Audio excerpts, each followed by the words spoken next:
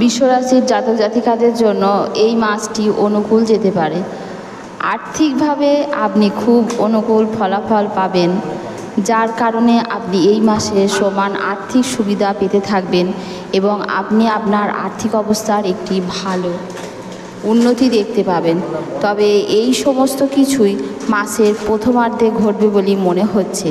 মাসের শেষার্ধে আয়ের চেয়ে ব্যয় বেশি হওয়ার সম্ভাবনা রয়েছে, তাই আপনাকে সতর্ক হতে হবে।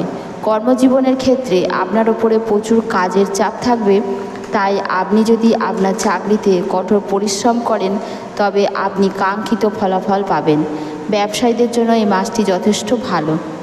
আপনি আপনার সামর্থ্য অনুযায়ী আপনার ব্যবসাকে এগিয়ে নিয়ে যেতে সফল হবেন। কিছু নতুন লোকের কাছ থেকে আপনার পেশাগত সুবিধা পাওয়ার সম্ভাবনা রয়েছে। শিক্ষার্থীদের এই মাসে সবচেয়ে বেশি চ্যালেঞ্জের মুখোমুখি হতে পারে। আপনার পড়াশোনায় ঘন ঘন বাধার উপস্থিতিতে আপনার পড়াশোনা থেকে আপনাকে দূরে সরিয়ে দিতে পারে, তাই প্রচুর মনোযোগের প্রয়োজন আপনার দরকার।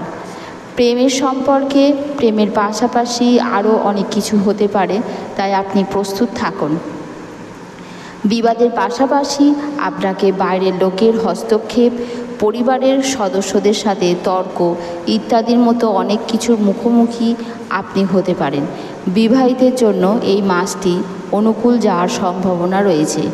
নিজেদের মধ্যে সম্প্রীতি প্রতিষ্ঠিত হবে, সম্পর্কের মধ্যে পরিপক্কতা আসবে এবং ঘরে সুখ আসবে।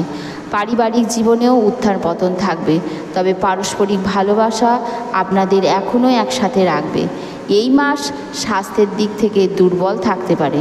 পেট সংক্রান্ত সমস্যা আরও সমস্যার কারণ হতে পারে, তাই আপনার স্বাস্থ্যের যত্ন নেওয়া অত্যন্ত প্রয়োজনীয়। কিছু উপায় বলবো, যে উপায়টি আপনি যদি করতে পারেন আপনি যথেষ্ট পরিমাণে সুস্থ, স্বাভাবিক এবং ভালো থাকবেন।